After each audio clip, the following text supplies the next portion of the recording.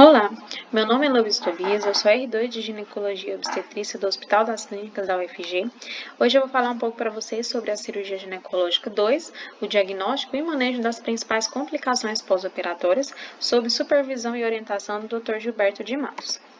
No nosso roteiro, inicialmente vamos falar sobre os cuidados gerais, no pós-operatório, das fístulas, da febre e infecções pós-operatórias, do ilho paralítico, retenção urinária, tromboflebite séptica pélvica, das complicações pulmonares, hematomas e seromas e choque hipovolêmico. Dos cuidados gerais pós-operatórios, tem como objetivo principal a melhora da funcionalidade e dar o benefício da alta precoce para a paciente. Para isso, é importante que nós possibilitarmos um retorno nutricional à paciente, e para isso é importante controlar os sintomas que possam dificultar essa retomada da dieta, como por exemplo náuseas, vômitos, a dispepsia, e lançamos mão então da prescrição de antieméticos e do protetor gástrico. A hidratação também é importante, principalmente nesse início do estresse pós-cirúrgico, com a via endovenosa, com o uso dos cristalóides. Posteriormente, a paciente passa a hidratação via oral. Controle da dor também com o uso de analgesia e anti-inflamatórios, e evitar ao máximo o uso de opioides devido às complicações que podem surgir pelo mesmo, e a deambulação precoce, como também profilaxia para trombose venosa profunda e tromboembolismo pulmonar. Das fístulas, então, a primeira complicação a ser mencionada, como definição, são comunicações anormais entre dois órgãos e tecidos, que tem como principal causa sequela, no caso de cirurgias ginecológicas, sequelas de cirurgia ginecológica, lesão obstétrica, patologia pélvica grave ou radioterapia. Elas podem ocorrer em até 1% do pós-operatório de cirurgias ginecológicas, e a esterectomia é a principal causa cirúrgica mais comum de fístulas vésico-vaginal, que é responsável por 75% dos casos de fístula. Então, sobre o mecanismo de trauma intraoperatório, os principais exemplos, são as lesões por pinça ou esmagamento, o cautério, o impacto da sutura, torção ou colocação através da bexiga do ureter. E isso gera uma supressão desse suprimento sanguíneo tecidual nesse local, que porventura vai desencadear um processo de necrose e ruptura do tecido e a formação dessas comunicações. Aqui, sobre as fístulas geniturinárias, que são comunicações entre o trato genital e urinário, as principais classificações associadas a ela, classifica ela enquanto aos tipos principais, a distância da borda ao meato urinário externo, e também ao tamanho da fístula e associação com a fibrose e o grau de fibrose da mesma, do tipo 1, a gente tem, quanto à distância do meato externo, urinário externo, a borda distal da fístula é maior do que 3,5 centímetros desse meato. Do tipo 2, a borda distal da fístula é maior do que 2,5 a 3,5 centímetros do meato urinário externo. Do tipo 3, a borda distal da fístula está entre 1,5 e 2,5 do meato urinário externo. Do tipo 4, a borda distal da fístula tem menos do que 1,5 cm do meato urinário externo. Quanto ao tamanho, classificação A, o tamanho menor do que 1,5 do diâmetro. Classificação B, entre 1,5 e 3 centímetros no maior diâmetro. E C, maior do que 3 centímetros no maior diâmetro. Quanto à associação com a fibrose, do tipo 1, sem fibrose ou fibrose somente moderada. Do 2, fibrose moderada ou grave. E 3, sem algumas considerações específicas, como pacientes que foram submetidos à radioterapia, o envolvimento ureteral ou não, e fístula circunferencial ou correção cirúrgica prévia. Aqui a gente tem as principais exemplos de fístulas geniturinárias, como a vésico-uterina, a vésico-vaginal e a uretrovaginal. Então, esses aqui são alguns exemplos dos principais tipos de possibilidades de fístulas associadas ao trato urinário e ao trato genital. Geralmente, o tempo de surgimento dessas fístulas é de até 6 semanas pós-operatório. Do diagnóstico, então, dessas fístulas geniturinárias, o paciente normalmente vai apresentar queixa de vazamento urinário do canal vaginal, que é normalmente entre 7 a 10 dias do pós-operatório. O exame pélvico, então, é importante ser feito, realizado de forma cuidadosa, a fim de localizar o possível orifício de saída dessa fístula. Em pós-operatório com dreno, a saída de secreção, né, por exemplo, aumento acentuado da produção de alguns dias após a cirurgia pode sugerir também a formação de fístulas. E um dos meios que a gente pode lançar mão para o diagnóstico dessas fístulas é a aplicação de corantes e a observação do trajeto. Dois exemplos que podem ser utilizados é a fenazopiridina oral, de 100 a 200 miligramas, que acaba colorindo a urina de laranja e a observação depois desse trajeto com essa coloração de urina, ou azul de metileno diluído e injetado via intravesical. Sobre o diagnóstico por imagem, né, podemos também lançar mão da cistoscopia para avaliar a bexiga quanto a lesões residuais, a presença de materiais cirúrgicos e o número de orifícios de fístulas intravesical. E a pielografia retrógrada pode avaliar a integridade do ureter, caso tenha suspeita que ele tenha esse acometimento. Dos fatores de risco intraoperatórios, o principal deles é a realização da esterectomia, como já mencionado. E alguns deles, né, como o peso do útero maior do que 250 gramas, o tempo operatório mais longo, de aproximadamente 5 horas ou mais, e a lesão ureteral concomitantemente, aumentam o risco da formação dessas fístulas geniturinárias. E as lesões não diagnosticadas no intraoperatório também são essas principais associações com essa formação. No manejo, então, das fístulas geniturinárias, né, inicialmente é o reconhecimento, o reparo dessas lesões no ambiente intraoperatório, e se reconhecida nas primeiras semanas pós-operatórias, deve-se realizar a drenagem contínua com sonda vesical de Nemora, com tempo máximo, assim, aproximadamente 4 semanas, que é o tempo normal de cicatrização. E a profilaxia antibiótica, né, em alguns casos também é recomendada. Não tem muito consenso sobre a indicação ou não dessa profilaxia, mas coloquei para a gente saber que existe essa possibilidade. A falha do tratamento com a drenagem, ela normalmente vai indicar uma cirurgia reparadora. E lembrando que nas pacientes que possuem fístulas de causa oncológica e não cirúrgica, né, elas normalmente não vão se beneficiar de um reparo cirúrgico imediato dessa fístula, né, porque não tem um tecido que possibilita esse reparo com sucesso. Então, nesses casos, a gente pode utilizar como alternativa o uso de diafragmas ou desvios urinários, né, como, por exemplo, a nefrostomia percutânea.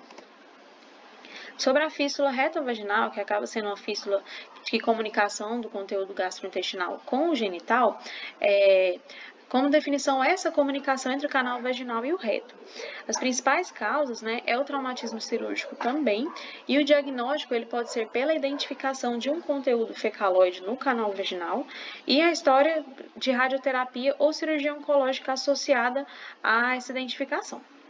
O tratamento, ele normalmente, para fístulas pequenas, a gente diminui o trânsito intestinal para tentar um fechamento espontâneo e uma cicatrização dessa fístula. Em caso de ausência de fechamento espontâneo, nós podemos também lançar mão das cirurgias da correção cirúrgica. Sobre a febre e infecções no contexto pós-operatório, a febre no pós-operatório é a identificação de 2 aferições acima de 38 graus após um procedimento cirúrgico. Ela deve-se proceder com a investigação dos principais fatores associados com o exame físico minucioso, exames laboratoriais e de imagem de acordo com as principais etiologias associadas e as principais suspeitas levantadas pelo cirurgião assistente. Das principais causas de febre no período perioperatório, durante e nas primeiras horas da cirurgia, é a inflamação, né, como consequência direta da cirurgia, o trauma cirúrgico, a inflamação induzida por trauma ou queimadura, reações imunomediadas a medicamentos ou hemoderivados, a hipertermia maligna e as infecções que são anteriores à operação.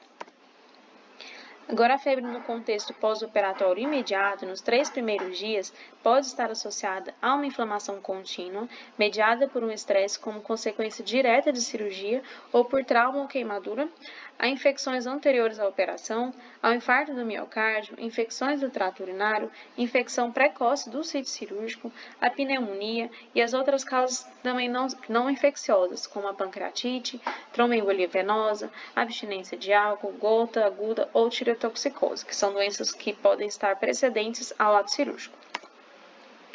A febre no pós-operatório tardio, ou seja, após o 3º dia, As principais causas são a infecção do sítio cirúrgico, né, que é a principal, que ocorre do 4º ao 3º dia, ao 30º dia comumente. E infecção ela pode estar relacionada aos catéteres também nesse período após o 3º dia.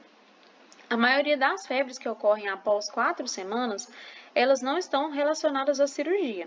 E, com exceções, incluem algumas infecções tardias quando o paciente alocou algum dispositivo implantado durante o intraoperatório, como, por exemplo, malhas de hérnia ou próteses ortopédicas, e o desenvolvimento também de fístulas tardias podem também desencadear febre, normalmente febres mais baixas. Infecção do sítio cirúrgico, então, né, ela ocorre principalmente nesse 4º dia pós-operatório, né, e ela é o fator que possui maior morbidade no contexto pós-operatório, e como fatores de risco, né, para infecções do sítio cirúrgico, tem-se a contaminação do campo cirúrgico, a ausência de profilaxia antibiótica quando ela está bem indicada, uma doença crônica grave, né, o diabetes não controlado, principalmente se o HGT no período perioperatório, antes, durante e após a cirurgia, nos primeiros dias, for maior do que 200 mg por decilitro. Imunossupressão ou imunodepressão do paciente, infecção no local precedente, como, por exemplo, doença inflamatória pélvica não bem tratada, ou outros tipos de infecções que podem estar alocadas no pré-operatório. E o tabagismo também acaba contribuindo para essa infecção do sítio cirúrgico.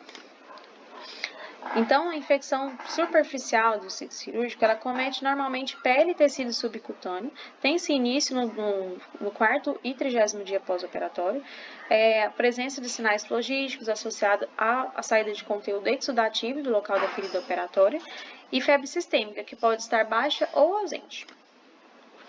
Na infecção incisional profunda, ela ocorre até 30 dias ou 1 ano se essa paciente tiver colocado tela ou prótese do procedimento. Então, é uma infecção que envolve tecidos moles profundos, as faces, músculo, tecido conectivo da incisão. Ela apresenta drenagem de conteúdo purulento da incisão profunda, excluindo ao acometimento de órgãos. E observa-se geralmente uma febre acima de 38 graus Celsius e achados de abscesso profundo em exames de imagem. Agora, a infecção de sítio cirúrgico acometendo órgãos e espaços, ela ocorre até 30 dias ou 1 ano se essa paciente tiver colocado tela ou prótese no procedimento, e envolve qualquer parte da anatomia dos órgãos, dos espaços, exceto a incisão, né, que foi aberta ou manipulada durante a operação. Um abscesso ou outra evidência de infecção envolvendo um órgão, que é detectado durante o exame anatômico ou histopatológico macroscópico, ou evidência de exame de imagem sugestiva de infecção, também corroboram com esse infecção de sítio cirúrgico por órgãos ou espaços. Nessa tabela, então, podemos demonstrar esses níveis de infecção que acometem, né, de infecções do sítio cirúrgico, e também os principais critérios clínicos, critérios de imagens, critérios operacionais e critérios patológicos envolvidos em cada um deles. E essa imagem, ela também ilustra de forma mais didática, né, os níveis obtidos dessas infecções de sítio cirúrgico. Sobre o abscesso intraabdominal e pélvico, o abscesso nada mais é do que uma coleção exudativa em uma cavidade formada pela desintegração de tecidos. Eles são geralmente circunscritos e frequentemente estão associados a infecções bacterianas. Tem uma incidência menor do que 1% após os procedimentos cirúrgicos pélvicos e tem como principais fatores de riscos, no caso dos pré-operatórios, de infecções inflamatórias pélvicas não tratadas, vaginose, endometrioma, hidrossalpinge e uma laparotomia prévia. Anomalias anatômicas também têm essa associação. Fator de risco intraoperatório, temos a transfusão sanguínea perioperatória e um tempo cirúrgico maior do que 180 minutos para a esterectomia laparoscópica. E o pós-operatório, a formação de hematomas. Então, do abscesso intraabdominal e pélvico, a microbiota comumente ela é polimicrobiana, com presença de bacilos gram-negativos, enterococos, streptococos e anaeróbicos, e o risco de infecção ela aumenta significativamente se o local da operação estiver contaminado com mais de 100 mil micro-organismos por grama de tecido. Nesse gráfico, ele demonstra o processo de formação do abscesso mesmo, que normalmente existe uma infecção, né, cirúrgica, e essa infecção ela pode evoluir para sepse e o paciente obtuar, ou essa infecção ela pode ser controlada localmente e gerar essa formação exudativa do abscesso. E essas aumenta a morbidade, mas o indivíduo permanece vivo. Sobre o diagnóstico de abscesso intraabdominal pélvico, então, na clínica nós observamos a presença de febre, taquicardia, taquipneia e dor abdominal inferior. No exame físico, observamos uma pelve difusamente sensível, presença de massa flutuante palpável. Dos exames laboratoriais, percebemos uma leucocitose com desvio à esquerda e o aumento de provas inflamatórias, como PCR e VHS. Diagnóstico por imagem, na TC de abdômen pélvico, observamos uma coleção hipodensa associada a uma intensificação periférica ou redoma oval. Nas setas, nós observamos não somente essa coloração hipodensa, como, por exemplo, a formação gasosa que pode ocorrer em alguns tipos de infecções bacterianas. No ultrassom, observamos massas complexas multiloculares com detritos, septações e paredes espessas e irregulares. No tratamento, então, do abscesso intraabdominal e pélvico, para pacientes que estão hemodinamicamente instáveis, elas sugerem que há a presença de ruptura de abscesso, que acaba sendo uma emergência com risco de vida. Geralmente, os sintomas são de hipotensão, taquicardia, taquipneia, peritonite ou acidose. E deve-se proceder com ressuscitação agressiva de fluidos, infusão de terapia antibiótica de amplo espectro e intervenção cirúrgica imediata. No tratamento do abscesso intraabdominal e pélvico em pacientes hemodinamicamente estáveis, procedemos com antibiótico pela terapia parenteral até 48 horas. Após cessada a febre ou a melhora clínica e a melhora laboratorial e regressão do tamanho do abscesso, procedemos com antibiótico oral por mais 14 dias. Então, essa tabela demonstra os principais tipos de antibiótico terapia parenteral que podemos utilizar nessas primeiras 48 horas ou após essa melhora clínica. E, posteriormente, a via oral nós podemos usar metronidazol, 500 mg de 12 em 12 horas, associado a sulfametoxazol trimetoprim, 160 a 80 mg de 12 em 12 horas, ou amoxicilina com clavulanato, no esquema de 875 a 125 de 12 em 12 horas.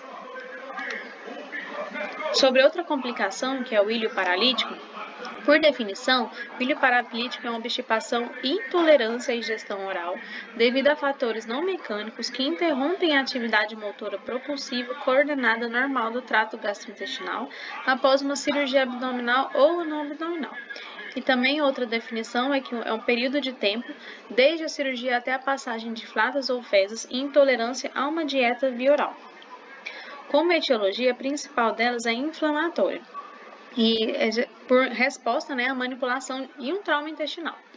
O grau da manipulação intestinal está diretamente relacionado ao grau de infiltração de leucócitos e produção de prostaglandinas na muscular intestinal e a quantidade da desmotilidade intestinal relacionada. As células do sistema nervoso entérico elas também contribuem para a inflamação, liberando citocinas ou quimiocinas pró-inflamatórias.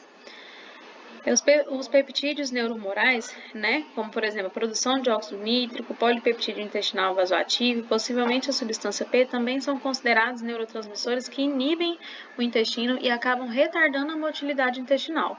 E alguns fármacos, como por exemplo opioides, eles possuem um efeito inibitório na motilidade intestinal que acabam aumentando o tônus de repouso enquanto diminui a motilidade gástrica e também o esvaziamento gástrico. Dos fatores de risco do ilho paralítico, temos a cirurgia abdominal ou pélvica prolongada, cirurgia gastrointestinal inferior, cirurgia aberta, com maior manipulação intestinal, nutrição enteral tardia ou colocação de sonda nasogástrica, inflamação intraabdominal, como peritonite, sepse, complicações perioperatórias, como pneumonia pós-operatória, abscesso intraabdominal, o sangramento intraoperatório e pós-operatório com necessidade de transfusão, fatores que aumentam o edema da parede intestinal, como por exemplo hipoaminemia e a hiperidratação, e o uso de opioides no perioperatório.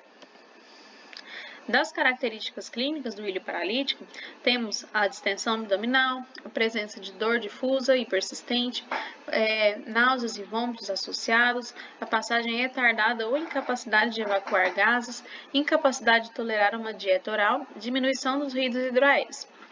Dos exames complementares, eles servem principalmente para excluir diagnósticos diferenciais. Podemos utilizar o raio-x de abdômen, né, em decúbito e ortostase, a TC de abdômen e também exames laboratoriais, como hemograma, eletrólitos, principalmente o potássio e o magnésio, creatinina, ureia, função hepática, amilase e lipase. O diagnóstico diferencial principal com ilho paralítico, então, é a obstrução intestinal. E para diferenciar essas duas patologias, né, eu coloquei essa tabela que a gente pode identificar melhor em qual se enquadraria o quadro do paciente de acordo com o ilho paralítico ou a síndrome de obstrução intestinal. A distensão abdominal, ela está presente nos dois. Sons intestinais, geralmente no ilho paralítico, ele é mais ausente ou mais diminuído, sendo os ruídos hidroaéreos na obstrução intestinal pode ser agudo ou estar ausente. Na obstipação, pode estar presente no ilho e também na obstrução intestinal. A dor, normalmente no ilho, ela é um pouco mais suave, difusa, e na obstrução é moderada, grave e presença de cólica. Sintomas peritoneais no ilho está ausente e na obstrução pode estar presente. A radiografia no ilho, ela demonstra alças intestinais dilatadas, escassez de gás colônico, enquanto na obstrução as alças também dilatadas, mas existem níveis de diferenciação de ar líquido e escassez ou ausência de gás colônico.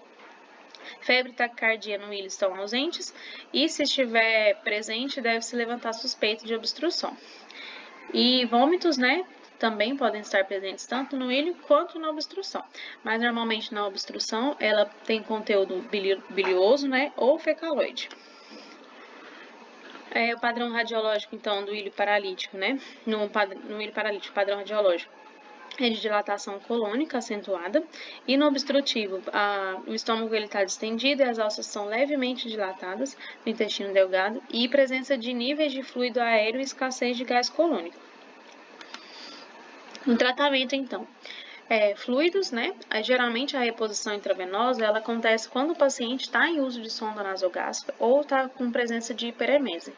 E também tem como função manter a normovolemia. Deve-se proceder com repouso intestinal, né, o retorno da dieta líquida e pastosa após a melhora da distensão abdominal e o retorno também da presença dos ruídos hidroaéreos. A sonda nasogástrica, né, ela vai ser indicada se o paciente possuir hiperemese ou distensão abdominal importante. A nutrição enteral, ela vai acontecer se tiver uma extensão do quadro de hiperemese ou distensão abdominal por mais de 5 dias. A correção dos distúrbios hidroeletrolíticos, se os mesmos estiverem presentes, proceder com a prescrição de antieméticos e evitar o uso de opioides, e como cuidados, né, orientar a ambulação precoce, cabeceira elevada a 45 graus, fisioterapia respiratória e para prevenir principalmente atelectasias. Sobre a retenção urinária pós-operatória. A clínica normalmente é a ausência de micção espontânea após a cirurgia, a presença de bexigoma, ou seja, a identificação de dor hipogástrica associada a um aumento do volume vesical, a bexiga normalmente palpável nessas situações, e a urgência miccional. A incidência, normalmente, pós-cirúrgica pélvica é de 2 a 43%, tem como principais fatores de risco a idade acima de 50 anos, o histórico de retenção urinária pré-existente, doença neurológica concomitante, a administração de mais de 750 ml de fluido intravenoso, a duração da cirurgia maior do que 2 horas, o uso intraoperatório de medicamentos anticolinérgicos, como por exemplo a atropina e o glicopirolato, e uso de anestesia regional, o histórico de cirurgia pélvica anterior e a cirurgia de incontinência ou cirurgia pélvica radical. As principais etiologias, então, está relacionada, por exemplo, ao detrusor, né, na falha na detecção do enchimento da bexiga, como as anestesias, narcóticos, lesão neurológica local durante a cirurgia, no trauma cirúrgico, lesão aguda por distensão excessiva da bexiga, cistostomia perdida também. E a falha da contração da bexiga também está relacionada à anestesia, ao narcótico, a lesões nervosas, a disfunção do esvaziamento pré-existente. E quando a causa está relacionada à uretra ou assoalho pélvico, a principal é a obstrução mecânica da uretra, né? Tanto por procedimentos de incontinência, como por exemplo o sling, o prolapso de órgãos pélvicos, a perfuração uretral, o corpo estranho e a constipação ou massa pélvica associada. E também a obstrução funcional da uretra, que acontece, né, geralmente por falha no relaxamento do assoalho pélvico. Como devemos prosseguir então em relação à remoção da sonda vesical de demora e o teste de esvaziamento pós-operatório, também para a identificação dessa retenção urinária? Na nossa prática, a gente mantém a sonda vesical de demora por 24 horas após a cirurgia pélvica, né, tanto esterectomias quanto as correções de incontinências urinárias de esforço, e procedemos com a remoção da sonda vesical de demora e aguardar a diurese espontânea da paciente, sendo que um volume aceitável é que seja de maior do que 75 ml na sonda vesical de demora. Outras alternativas para avaliar essa questão do esvaziamento, do teste de esvaziamento, o teste de esvaziamento retrógrado, né, que acontece de forma que a gente enche a bexiga com 300 ml de água estéril ou solução salina e faz a remoção imediata dessa sonda vesical de demora e observa e quantifica a diurese por aproximadamente 10 minutos. O paciente ele precisa urinar mais do que 200 ml para ser considerado um teste positivo. Se ocorrer uma lesão vesical identificada no intraoperatório, deve-se manter essa sonda por aproximadamente 7 a 14 dias. Sobre a retenção urinária ainda no pós-operatório, o manejo, na nossa prática, é manter a sonda vesical de demora por 5 a 7 dias e reavaliar a diurese espontânea ambulatorialmente. Se houver uma retenção refratária, pode-se proceder com um cateterismo intermitente limpo, E se uma retenção persistente, apesar do uso do cateterismo, a cistostomia. Geralmente, também tem essa opção de fazer uma incisão do sling pós-operatório se a retenção urinária for de causa cirúrgica por obstrução uretral pela inserção do sling. Um adendo, colocado é que o diazepam, que pode ser utilizado também como um auxílio na terapêutica da retenção urinária, ele atua no sistema nervoso central, ele promove um relaxamento muscular e alívio da espasticidade, o que acaba ajudando nos espasmos musculares e a disfunção também do esfíncter uretral. Só que, por outro lado, ele também pode contribuir para uma retenção urinária nos casos em que seu efeito relaxante acaba atuando sobre o músculo detrusor e causando essa retenção devido a esse relaxamento. Sobre a tromboflebite séptica pélvica, ocorre no contexto do dano endotelial da veia pélvica, a estase venosa e a hipercoagulabilidade, que é a tríade de Virchow.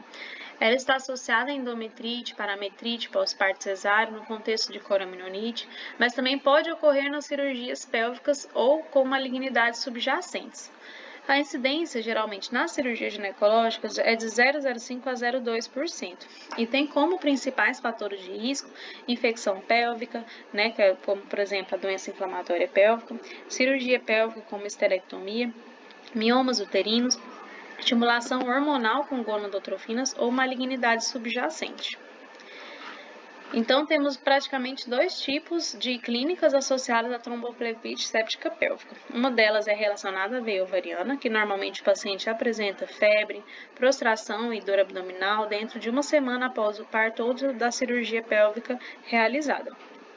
E a tromboflebite pélvica séptica profunda, que ocorre também um quadro de febre ou calafrios, que normalmente são menos importantes, E também podem ser os únicos sintomas, da paciente nesse contexto dos 3 a 5 primeiros dias. O abdômen normalmente ele é pouco doloroso. Dos exames complementares, observamos uma leucocitose acima de 12.000, hemoculturas elas são frequentemente negativas. Na imagem, observamos uma tomografia com contraste, um aumento da veia envolvida, um realce acentuado da parede do vaso e um lúmen do vaso de baixa densidade ou defeito de enchimento de um trombo. Na seta, a gente consegue observar essa imagem característica da tomografia. O tratamento, então, da tromboflebite séptica pélvica é antibiótico terapia, podemos utilizar piperacilina e tazobactam, 4,5 gramas a cada 8 horas, algum carbapenêmico, por exemplo, ertapenem, imipenem ou meropenem, cada um com seu esquema terapêutico próprio, a ceftriaxona 1 grama a cada 24 horas, associado ao metronidazol 500 mg a cada 8 horas, A cefepima, de 2 mg a cada 8 horas, associada ao metronidazol 500 mg a cada 8 horas. É importante manter esse antibiótico até 48 horas sem febre ou que a paciente apresente melhora clínica. Outro esquema associado ao tratamento da tromboflebite séptica pélvica é a anticoagulação, que serve principalmente para a prevenção de trombose adicional ou da disseminação de êmbolos sépticos. Então, utilizamos heparina não fracionada, 5.000 unidades bolos mais 16 a 18 unidades quilo, para um TTPA-alvo de 1,5 a 2 vezes a linha de base do paciente. E a heparina de baixo peso molecular, utilizamos, por exemplo, a enoxaparina, 1 mg quilo, de 12 em 12 horas. Para aqueles pacientes que eles não têm trombose documentada ou estado de hipercoagulabilidade, a gente deve manter essa anticoagulação por 48 horas após a resolução da febre. Já aqueles pacientes que possuem histórico de trombo documentado, a gente mantém esse tratamento por 2 semanas, né, para trombos pequenos, ou 6 semanas se houver uma trombose extensa, uma trombose de veias de maiores calibres ou êmbolos sépticos associados ao quadro. Nas complicações pulmonares, temos a atelectasia, que é a complicação pulmonar mais comum no contexto pós-operatório, que ela surge habitualmente nas primeiras 48 horas. Ela é causada por dor pós-operatória que acaba interferindo na respiração profunda, espontânea e tosse, diminuição da complacência do tecido muscular, ventilação regional prejudicada ou secreções retidas nas vias aéreas. Ocorre pela perda de volume pulmonar devido a um colapso do parênquima pulmonar alveolar. Falando então um pouquinho da clínica da atelectasia, o paciente normalmente cursa com taquipneia, taquicardia, febre baixa nas primeiras 48 a 72 horas e o murmúrio vesicular normalmente reduzido. Ela geralmente procede de uma cirurgia abdominal e tóraco-abdominal, apresenta-se quadro de dor e hipoventilação, um esforço respiratório insuficiente devido à fraqueza ou à sedação excessiva. O paciente apresenta dispneia, hipoxemia e respiração superficial. Como métodos de tratamento, podemos lançar mão de uma analgesia adequada, evitar uma sedação excessiva e alguma espirometria de incentivo para facilitar a respiração profunda e a tosse da paciente. Se observarmos secreções abundantes, maior do que 30 ml por dia, podemos utilizar aspiração orofaringe, nasotraqueal e em alguns casos a broncoscopia ela pode ser útil para aqueles que falham na aspiração de secreções e se as secreções forem mínimas, abrir mão de uma ventilação não invasiva. Das características radiográficas observadas na atelectasia, observamos opacificações, densidades lineares, principalmente nos campos inferiores. O manejo, então, nos casos graves, que cursam com saturação, realização da expansão pulmonar, da fisioterapia respiratória, aspiração de secreções. Os exercícios respiratórios, eles estão adicionados em todos os casos de febre nas primeiras 48 horas e o suporte ventilatório geral, como oximetria, fornecimento de O2 suplementar também é importante. E também devemos excluir alguns diagnósticos diferenciais, principalmente de pneumonia. Isso aqui é uma imagem de raio-x, que demonstra uma atelectasia na base à direita, daqui. Por definição da pneumonia, então, que é outro tipo de complicação pós-operatória, ela na verdade é uma infecção de vias aéreas inferiores que também pode estar associada a uma complicação da atelectasia pós-operatória persistente. Como fisiopatologia da pneumonia, nós temos a microaspiração, a inalação, a via hematogênica e por extensão direta. O diagnóstico normalmente é clínico, mas com exame de imagem, pode ser radiografia de tórax ou tomografia de tórax. No contexto do pós-operatório, a pneumonia ela é frequentemente de origem polimicrobiana. A clínica, então, da pneumonia é febre elevada, acima de 38 graus Celsius, dor pleurítica, a tosse com expectoração, dispneia, taquipneia e estertores pulmonares audíveis. Nas primeiras 48 horas, devemos considerar pneumonia adquirida na comunidade e após as 48 horas, devemos considerar pneumonia nosocomial. O tratamento, então, ambulatorial, utilizamos um esquema imunoterapia ou com beta-lactâmico, como, por exemplo, a amoxicilina mais clavulanato, ou um macrolítico, por exemplo, a azitromicina, durante 7 dias. Para pacientes que possuem comorbidades ou que têm histórico de antibiótico terapia recente, um quadro mais grave está associado, devemos utilizar um esquema associado, né? Que pode ser com beta-lactâmico mais o macrolídeo, como demonstrado anteriormente, a amoxicilina mais clavulanato e a azitromicina.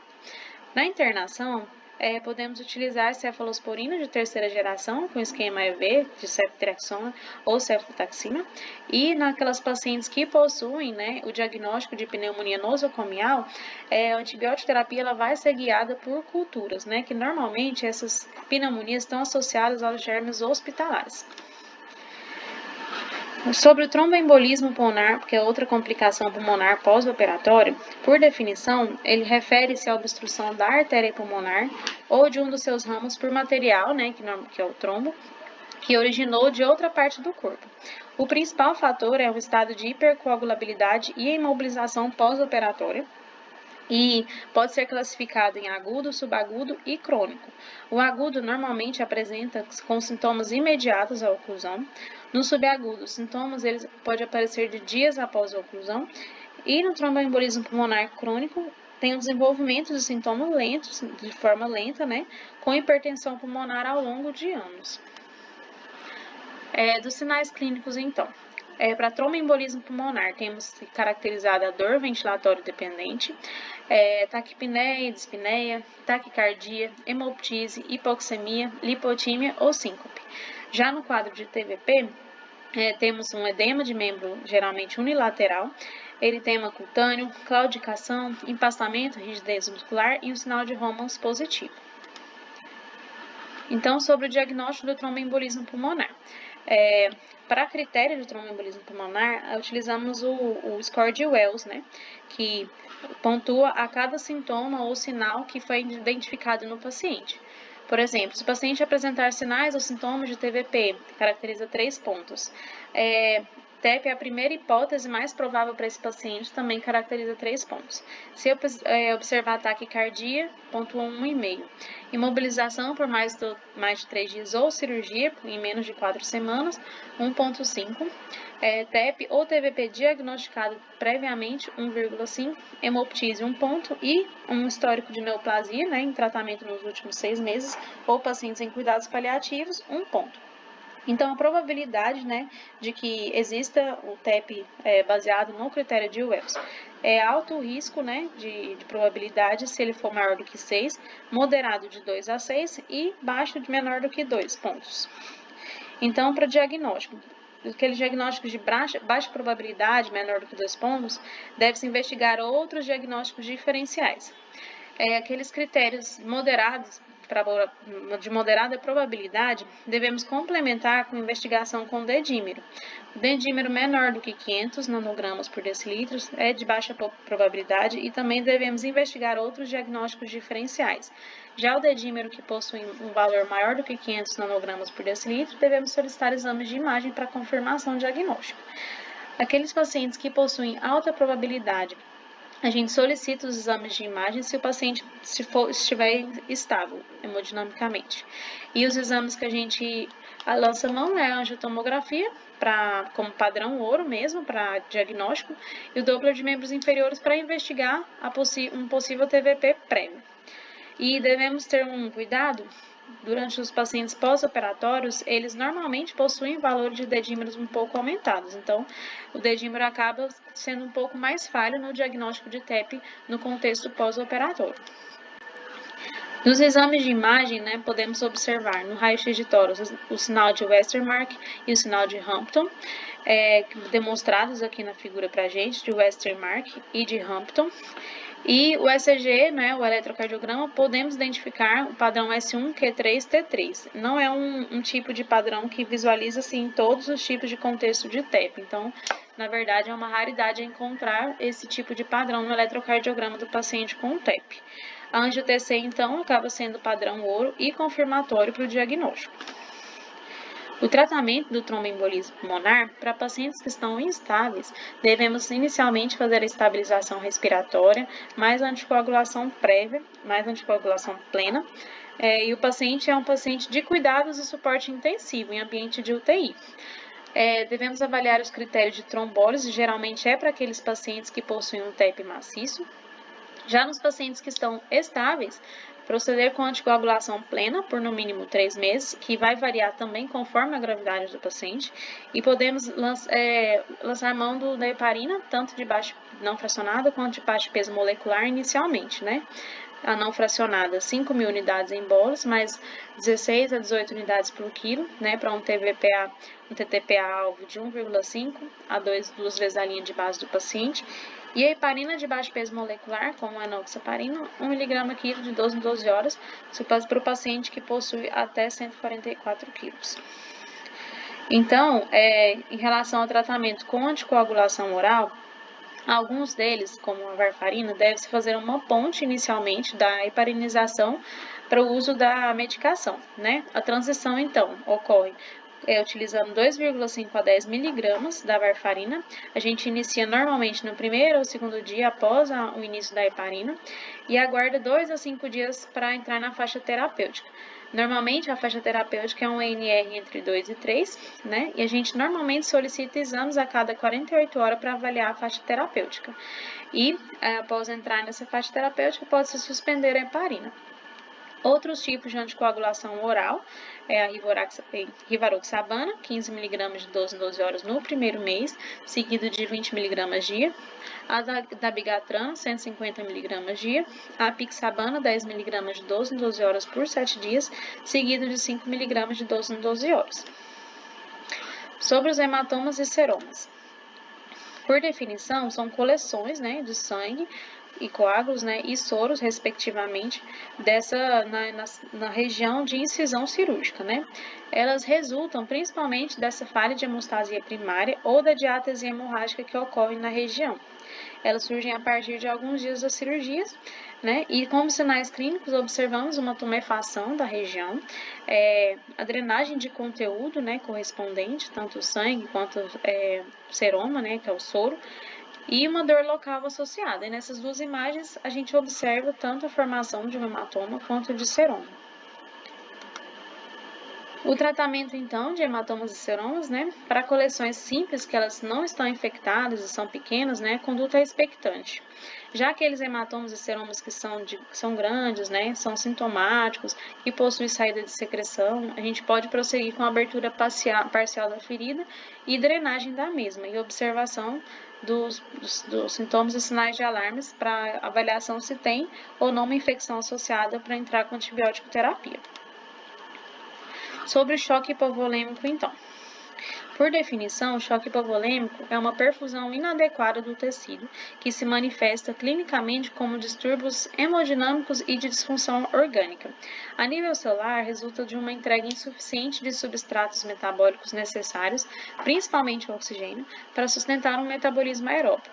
Acontece uma resposta fisiológica, né, para o choque hipovolêmico, que é por meio do sistema nervoso simpático, que acaba aumentando a frequência cardíaca, causando uma vasoconstrição e uma contratilidade ventricular do miocárdio.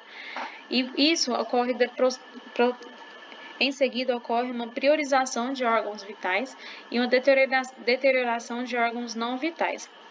Esse esquema em cascata acaba gerando uma acidose metabólica progressiva associada à hipoxemia e gera perda da vasoconstrição periférica e um colapso cardiovascular. O paciente normalmente evolui para óbito. Então, os sinais clínicos importantes para se avaliar para a identificação do choque hipovolêmico é a taquicardia, hipotensão, extremidades frias, pulsos periféricos fracos, o tempo de enchimento capilar prolongado maior que 2 segundos, aumento da frequência respiratória, a mudança na cor da pele, por exemplo, pálida, cianótica, e o estado mental alterado.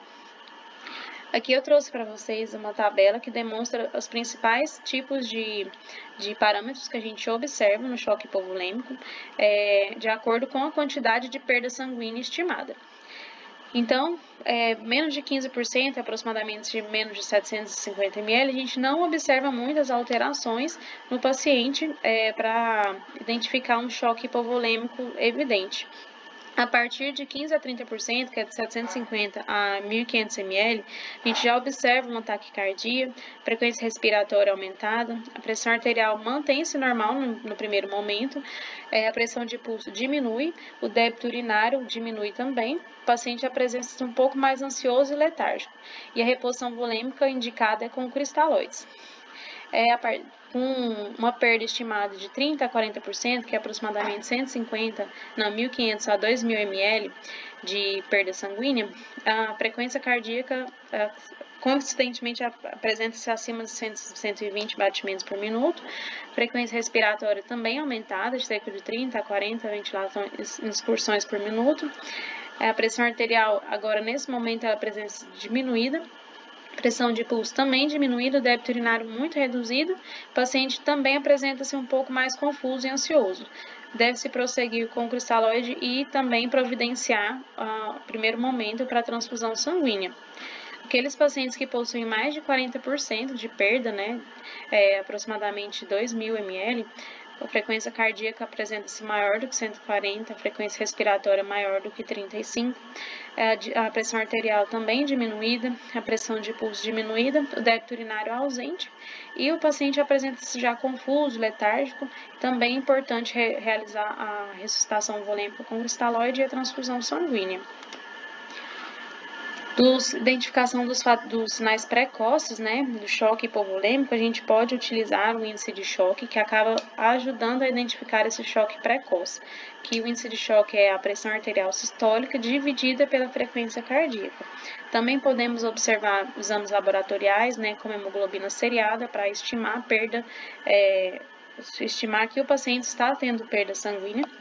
E o lactato também acaba sendo um medidor precoce de que esteja ocorrendo algum quadro de hemorragia. O tratamento, então, do choque hipovolêmico, inicialmente é a ressuscitação volêmica com fluidos intravenosos, como cristalóides, normalmente de 500 a 1.000 ml. E observou-se nesses estudos que infusões que são maiores do que 500 ml de cristalóide isotônico, eles foram associados a piores resultados em pacientes que não possuíam hipotensão. E pouco mais de 3.000 pacientes de trauma, que foram ressuscitados com cristalóides isotônicos, ele não encontrou efeito negativo em pacientes que receberam 1 litro de fluido ou menos, mas relatou um aumento de 2 vezes na mortalidade entre os pacientes que receberam mais do que 1,5 litros para ressuscitação com cristalóides.